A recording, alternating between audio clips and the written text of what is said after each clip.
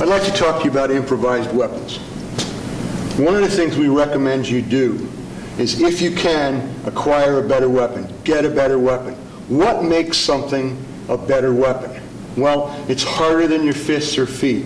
It gives you longer reach, or it has a sharp edge or a point on it, or it allows you to create a distraction so that you can close the gap with the person that's attacking you, or create a distraction so you can slam a door in their face and get away from them.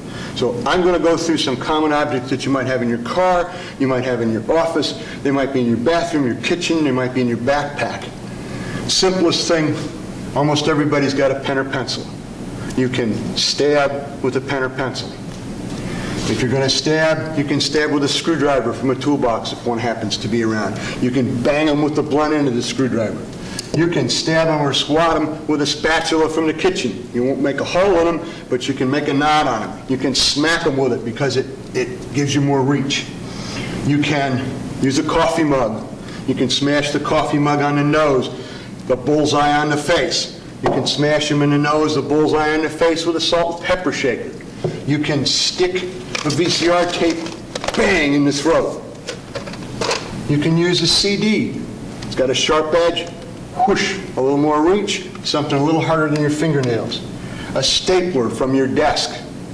I'm not going to give the application of every one of these things because, again, they're either a striking implement with a harder surface than your hand, they're a stabbing or cutting instrument, possibly with more reach. You can have a can of soda in your hand.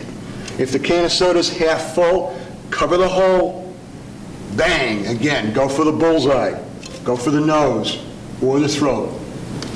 Water bottle, same thing. You may not going to knock them out with a water bottle, but you're going to get their head back, you're going to create time.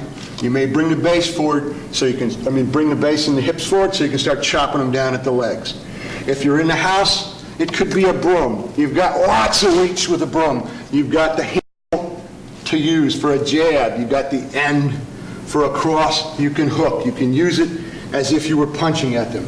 A yardstick, same idea. It'll probably break when you swat them, but it's going to give you a split second or two of stinging impact or distraction on them so that you've got a chance again to close with them. You can use a dictionary, a book, a paperback.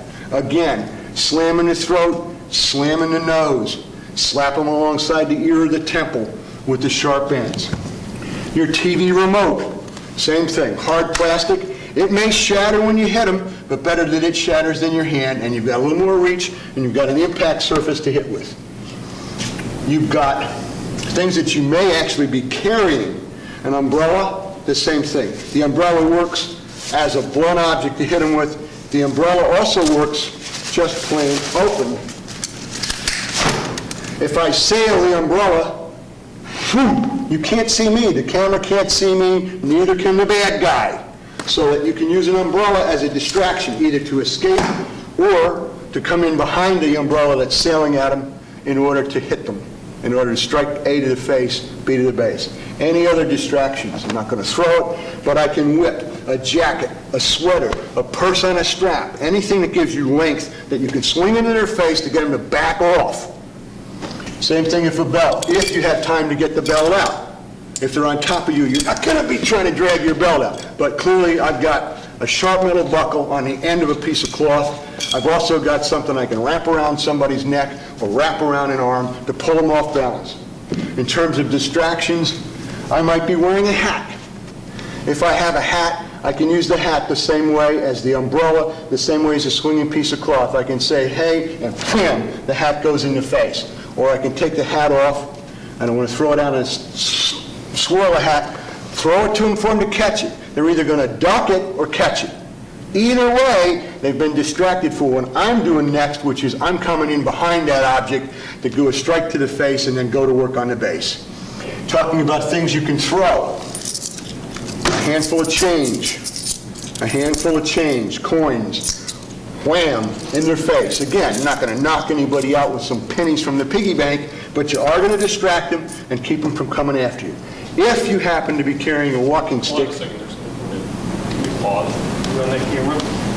Pause, just... Yes. Go ahead. Talking about other things you can toss, I'll just throw them up in the air, but I've got coins. If I throw coins in their face, I'm going to get a distraction. You're not going to knock someone out with pennies from your piggy bank, but you are going to distract them. And you're probably going to bring your face back. If you're coming in behind that, you've got a possibility to strike at the face. You've got a good possibility to just shin kick right there. You've driven them back. They're probably off balance. It's a good time to carry out the second half of the attack, chop them down at the base. Talking about things you can hit them with, you might be carrying a cane. A cane, especially any kind of good solid wooden cane or walking stick. Difference between a cane and a walking stick: the cane has a handle or a hook at the top. The walking stick just has a knob. But either one of them can be used to jab, to cross, to hook, and then taken up baseball fashion, the first strikes were to the torso or the face, and blam, blam, down at the shins, down at the lower legs. Chop them down from the bottom of the tree. You can take a magazine or a newspaper. You could just slap them with it. That doesn't do much. If you have time while you're talking to them and you say, look, I don't want any trouble, you roll this up, you've made a tube out of it. Paper's made out of trees. It's ground up wood. Once you roll it back, you've turned it back into its original object. Somebody says, well, you can't do much of anything with a magazine. And I say, yes, I can. If I put that on the bullseye in your face, or if I drive that into your solar plexus, or I drive it into your groin, I've done the same thing with this rolled up magazine. Clearly much shorter, but I've done the same thing as if I had this stick to poke you with. So that and again, you can think of other improvised weapons. We're not trying to give you a catalog of everything. One of the common improvised weapons that you can use are your keys. Don't do anything fancy with them. Hold them in your hand just like you were going to put them in a lock.